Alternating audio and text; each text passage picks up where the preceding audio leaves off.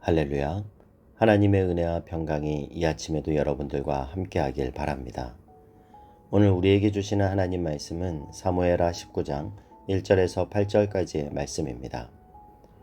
어떤 사람이 요압에게 아뢰되 왕이 압살롬을 위하여 울며 슬퍼하시나이다 하니 왕이 그 아들을 위하여 슬퍼한다 함이 그날의 백성들에게 들림에 그날의 승리가 모든 백성에게 슬픔이 된지라.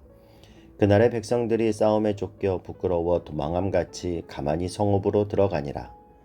왕이 그의 얼굴을 가리고 큰 소리로 부르되 내 아들 압살롬아 압살롬아 내 아들아 내 아들아 하니 요압이 집에 들어가서 왕께 말씀드리되 왕께서 오늘 왕의 생명과 왕의 자녀의 생명과 처첩과 비빈의 생명을 구원한 모든 부하들의 얼굴을 부끄럽게 하시니 이는 왕께서 미워하는 자는 사랑하시며 사랑하는 자는 미워하시고 오늘 지휘관들과 부하들을 멸시하심을 나타내심이라. 오늘 내가 깨달았나니 만일 압살롬이 살고 오늘 우리가 다 죽었다면 왕이 마땅히 여기실 뻔하였나이다. 이제 곧 일어나 나가 왕의 부하들의 마음을 위로하여 말씀하옵소서. 내가 여호와를 두고 맹세하옵나니 왕이 만일 나가지 아니하시면 오늘 밤에 한 사람도 왕과 함께 머물지 아니할지라. 그리하면 그 화가 왕이 젊었을 때부터 지금까지 당하신 모든 화보다 더욱 심하리이다 하니 왕이 일어나 성문에 앉음에 어떤 사람이 모든 백성에게 말하되 왕이 문에 앉아 계신다 하니 모든 백성이 왕 앞으로 나아오니라. 이스라엘은 이미 각기 장막으로 도망하였더라. 아멘. 사무엘하 15장에서 18장에 이르기까지 우리는 압살롬의 반란으로 인해 자칫 잘못하면 다윗의 왕국을 하나님이 통치하시는 신정국가로 세우려고 했던 하나님의 뜻이 흔들릴 뻔한 모습을 보았습니다.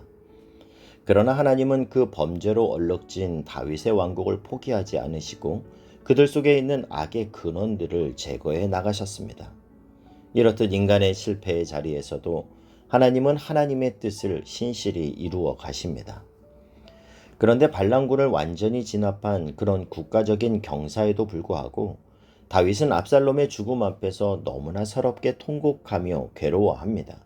1절 말씀을 보면요.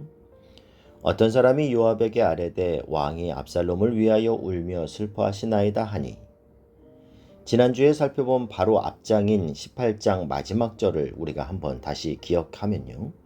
왕의 마음이 심히 아파 문 위층으로 올라가서 우니라. 그가 올라갈 때에 말하기를 내 아들 압살롬아 내 아들 압살롬아 차라리 내가 너를 대신하여 죽었다면 압살롬 내 아들아 하였더라. 그렇게 왕이 압살롬 때문에 슬퍼한다는 소식이 모든 백성들에게 들리자 어떤 일이 일어났습니까? 2절 말씀을 보면요. 왕이 그 아들을 위하여 슬퍼한다 함이 그날의 백성들에게 들림에 그날의 승리가 모든 백성에게 슬픔이 된지라.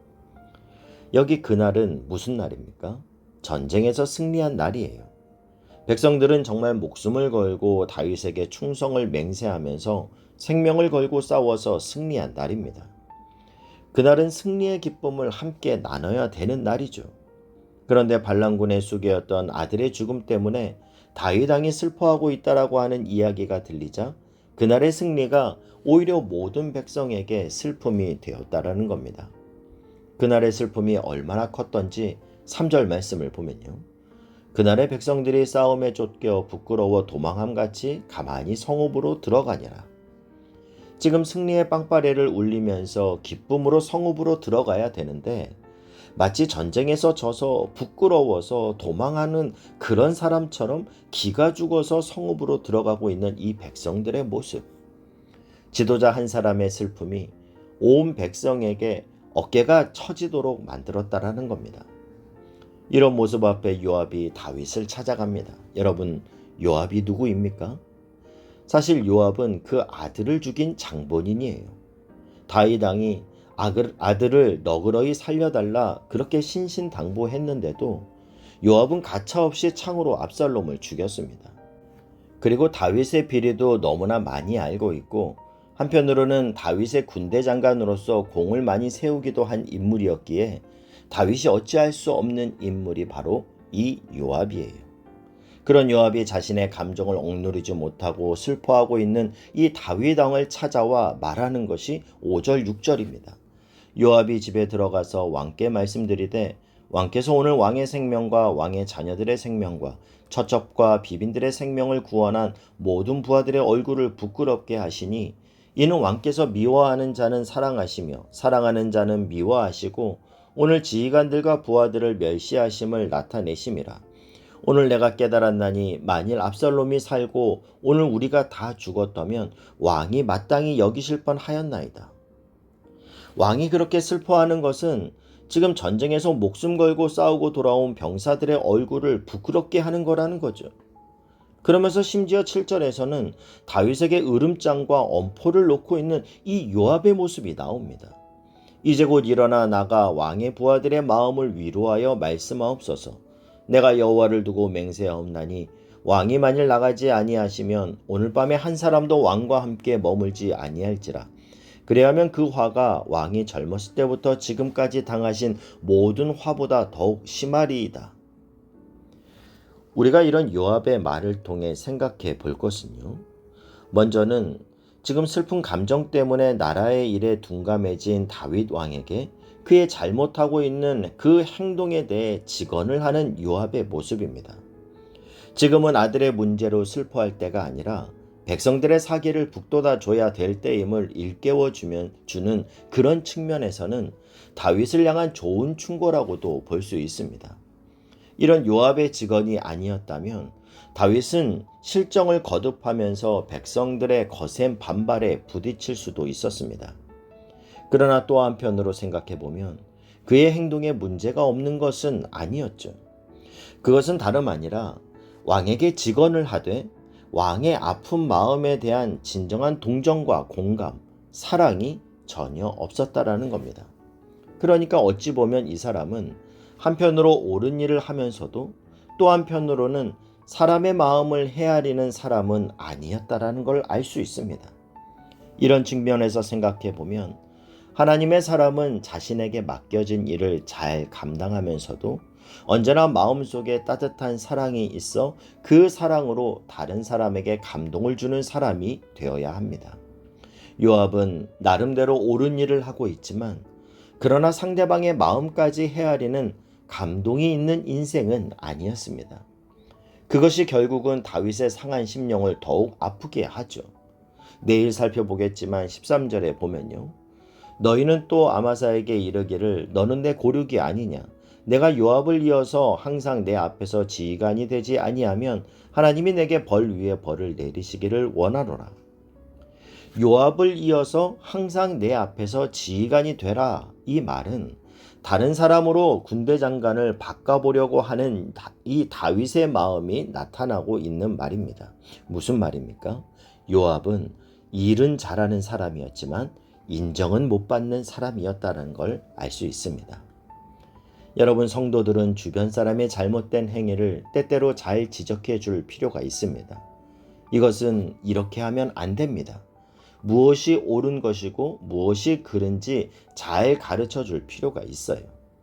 그렇지만 그런 때라도 우리는 상대방을 사랑하는 마음과 온유한 마음으로 권면을 해야 합니다. 갈라디아서 6장 1절 말씀처럼 형제들아 사람이 만일 무슨 범죄한 일이 드러나거든 신령한 너희는 온유한 심령으로 그러한 자를 바로잡고 왜냐하면 우리는 같은 실수를 범할 수 있는 연약한 인간이기 때문이죠. 그렇기 때문에 하나님의 성품 안에는 공의와 사랑이 함께 있는 겁니다. 항상 이 둘은 같이 가야 됩니다. 여러분 한번 생각해 보세요. 사람 몸은 뼈와 살로 구성되어 있습니다. 뼈는 우리의 몸이 잘 서 있을 수 있도록 하기 위한 구조죠. 뼈가 없고 살만 있으면 그냥 흐물흐물해져서 제대로 서 있을 수가 없습니다. 그런데 우리 몸에 이 뼈만 있으면 뼈와 뼈끼리 부딪혀서 어떻게 될까요? 우두두둑하고 부서지면서 도리어 무너지게 됩니다. 그런데 사람 몸의 이 뼈는 부드러운 살로 덮여 있죠. 그러면서 사람이 부딪혀도 별로 다치지 않아요. 하나님은 인간을 뼈와 함께 살로 채우셨습니다. 저는 인간의 몸의 구조 속에서조차도 하나님의 공의와 사랑을 느낍니다.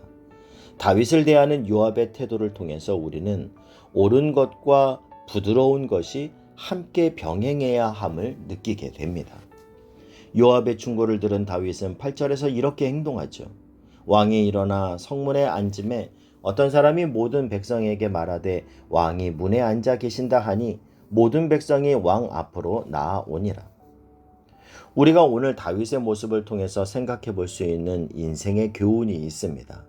이 땅을 살아가는 모든 사람은 질병과 실패, 가정의 불화와 때로는 사랑하는 사람의 죽음 등 우리의 삶을 고통스럽게 하는 상황들을 만날 수 있습니다.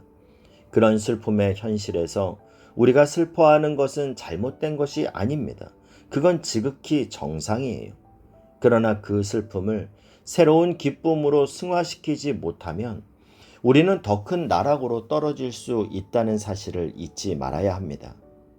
다윗은 자신의 극심한 슬픔의 상황 속에서 그렇게 괴로워하며 눈물 흘릴 수밖에 없었지만, 그러나 요압의 충고를 달게 받으며 자신의 슬픔 감정에 계속 매몰되는 것이 아니라 억지로라도 그 감정을 추스르고 하나님의 뜻 또한 하나님의 백성들의 마음을 헤아리는 모습을 보여주고 있습니다. 이처럼 우리는 하나님의 나라가 세워지고 하나님의 공동체가 세워진다면 때로는 나의 감정, 나의 자존심까지도 희생할 줄 알아야 합니다. 더 큰 가치를 위해 자신의 감정을 정리할 수 있어야 해요. 자기 감정대로 해버리면 공동체는 무너질 수밖에 없습니다. 가정도 마찬가지고 내가 속한 어떤 공동체도 마찬가지입니다. 오늘 다윗은 복잡한 여러 감정 속에 빠져 있었지만 결국 자신의 아들을 죽인 원수와도 같은 그 요압의 충고마저도 그것이 하나님의 뜻에 부합된다고 생각하자 그의 의견을 수용하는 모습을 보여주고 있습니다. 언제나 우리의 감정보다, 우리의 생각보다 하나님의 뜻과 하나님의 공동체를 먼저 생각하는 저와 여러분을 통해서 우리가 속한 모든 공동체가 더욱 공고해지고 굳게 세워져 나갈 수 있길 주님의 이름으로 축복합니다. 기도하겠습니다. 사랑하는 하나님, 이 아침 하나님의 공의와 사랑을 배웁니다. 하나님의 자녀된 자로서 공의와 사랑의 균형을 갖게 하시고 나의 나라가 아닌 하나님의 나라가 세워지는 것이 가장 큰 기쁨이 되게 하여 주시옵소서. 예수님의 이름으로 기도하옵나이다. 아멘.